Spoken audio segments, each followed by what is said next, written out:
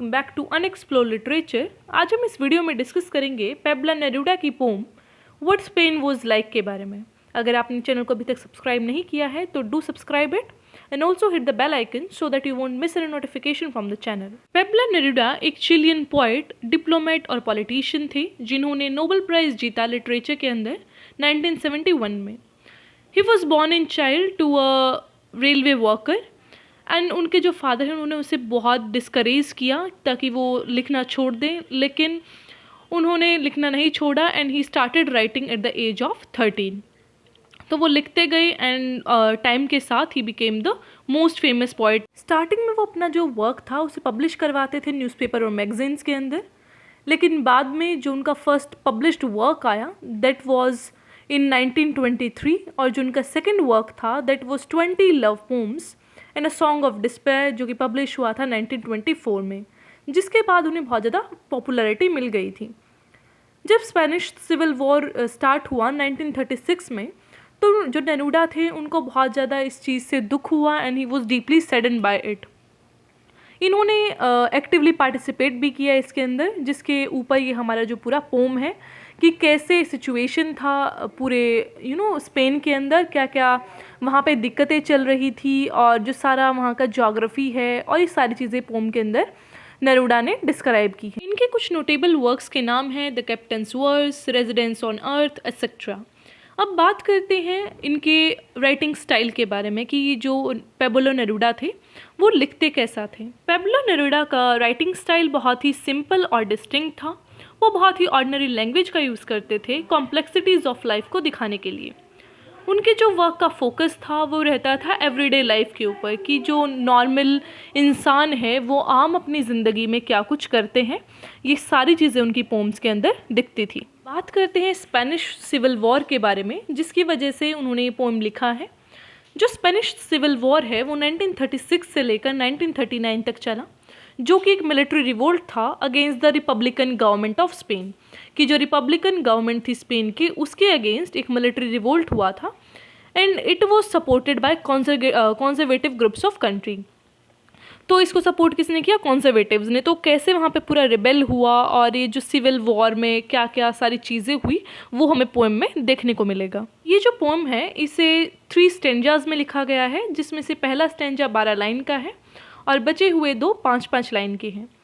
इस पोएम में बताया गया है कि कैसा कंडीशन था स्पेन का ड्यूरिंग द सिविल वॉर और सोशल पॉलिटिकल इश्यूज़ क्या थे उस टाइम पे। व्हाट स्पेन वाज लाइक को पब्लिश किया गया था एक पोएटिक कलेक्शन में जिसका नाम था थर्ड रेजिडेंस, जिसे 1947 में पब्लिश किया गया।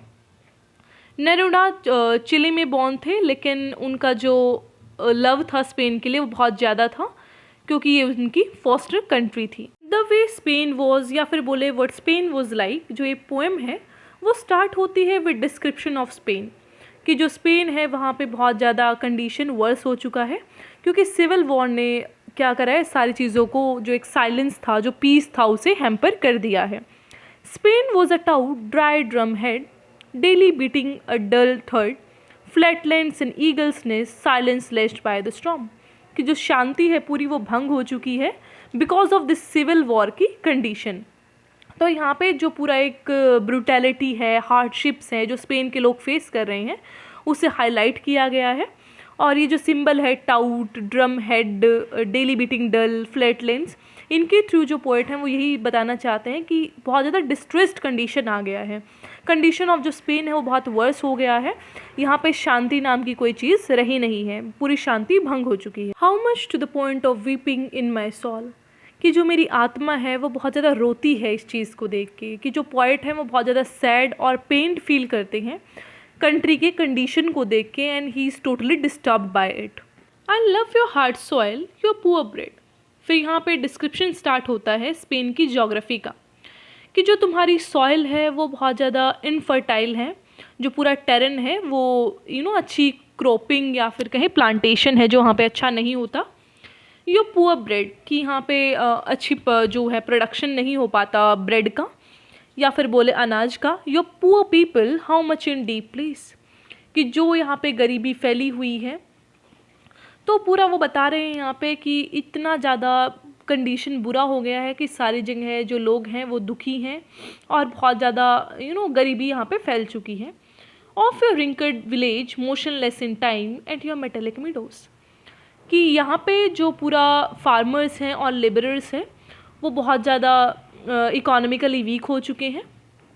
और यहाँ पे सॉइल से वो एक और चीज़ बताना चाहते हैं कि यहाँ पे अशांति इतनी फैल गई है कि वो सॉइल के अंदर घुस चुकी है। अगर हम बोले ना किसी चीज़ को कि बहुत डीप तरीके से बताना कि भाई अब तो रग रग में ये चीज़ फैल चुकी है, हम इस तरीके से बोलते हैं, तो वो बोलते हैं कि मिट्टी में मिल चुका है अब तो ये वायलेंस, कि जो मिट्टी है वो भी जो अपनी कैपेसिटी है उसके अकॉर्डिंग प्रोडक्शन नहीं कर रही है। एंड योर मेटेलिक मिडोज, कि ये जो तुम्हारे मिनरल्स हैं, तो स्पेन को यहाँ पे क्या बताया गया है, एक मिनरल रिच कंट्री बताया गया है कि तुम्हारी सॉयल तो प्रोडक्टिव नहीं रही, लेकिन जो तुम्हारे मेटेलिक मतलब ये जो मिनरल रिच लैंड है that is stretched out in the moon light through the ages, जो कि फैला हुआ है सदियों से, now devoured by a false god, कि उस पर अब कब्जा कर लिया गया है एक गलत इंसान के द्वारा कहें, या फिर यहाँ पे लिखा हुआ है जो फॉल्स गॉड मतलब कि एक गलत पावर के द्वारा।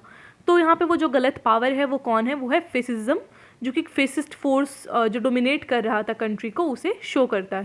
All your confinement your animal isolation well you are still conscious, कि जो लोग हैं स्पेन के वो बहुत ज़्यादा आइसोलेट हो चुके हैं, नॉट फिजिकली बट मेंटली और इमोशनली, कि उनका बहुत ज़्यादा आइसोलेशन हो चुका है इस जो वॉर है उसकी वजह से।